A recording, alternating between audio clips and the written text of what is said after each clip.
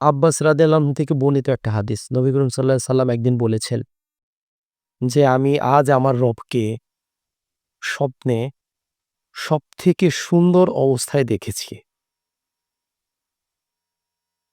তারপর সে আমাকে বলল, "হে মুহাম্মদ সাল্লাল্লাহু আলাইহি সাল্লাম, তুমি কি জানো উচ্চ জগতের অধিবাসীরা কি নিয়ে আলোচনা করছে? মানে ফেরেশতারা কি নিয়ে আলোচনা করছে জানো?" তখন আমি বললাম, "না, আমি জানি না।" তখন আল্লাহ পাক তার হাত আমার ২ কাঁধের মাঝখানে রাখলেন, শোল্ডারে। তখন আমি আমার চেস্টে, বুকের মাঝে সেই হাত রাখার যে একটা শীতলতা, সেই শীতলতাটা আমি অনুভব করলাম। আসমান এবং জমিনে যা কিছু আছে আমি সবকিছু সম্বন্ধে অবগত হলাম। আল্লাহ পাকের বিশেষ রহমত। আল্লাহ পাক এর মাধ্যমে তাকে হয়তোবা জ্ঞান দিচ্ছিলেন। আল্লাহ পাকের কুদরতি জ্ঞান নবী করিম সাল্লাল্লাহু আলাইহি সাল্লামের মাঝে দেওয়ার পর নবী করিম সাল্লাল্লাহু আলাইহি সাল্লামকে আবার জিজ্ঞেস করা হলো, "হে মুহাম্মদ সাল্লাল্লাহু আলাইহি সাল্লাম, তুমি কি জানো উচ্চ জগতের অধিবাসীরা মানে ফেরেশতারা কি নিয়ে আলোচনা করছে?"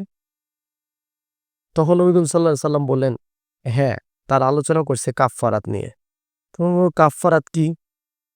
কাফারাত অর্থ হচ্ছে নামাজের পর মসজিদে কিছু সময় বসে থাকা বা নামাজের পর কিছু সময় বসে থাকা, নামাজে জামাতে যাওয়ার জন্য হেঁটে যাওয়া এবং কষ্টকর অবস্থাতে, এমন অবস্থা যেখানে ওযু করার জন্য খুবই কষ্টকর, সেই সময়টাকে বোঝানো হয়েছে। যে এসব কাজ করবে সে কল্যাণের মধ্যে বেঁচে থাকবে এবং কল্যাণের মধ্যে মারা যাবে এবং তার পবিত্রতা হবে এমন যেই দিন সে জন্মগ্রহণ করেছিল। একজন বাচ্চা যখন জন্মগ্রহণ করে সে থাকে সম্পূর্ণ নিষ্পাপ।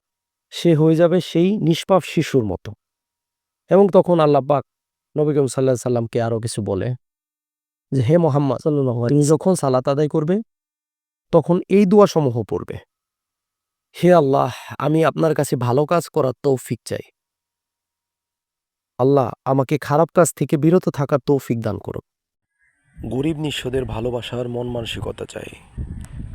হে আল্লাহ, আপনি যখন আপনার বান্দাকে কোনো পরীক্ষায় নিক্ষেপ করার ইচ্ছা করেন, তখন আমাকে সেই ফিতনায় না জড়িয়ে আমাকে আপনার নিকট উঠিয়ে নিন।"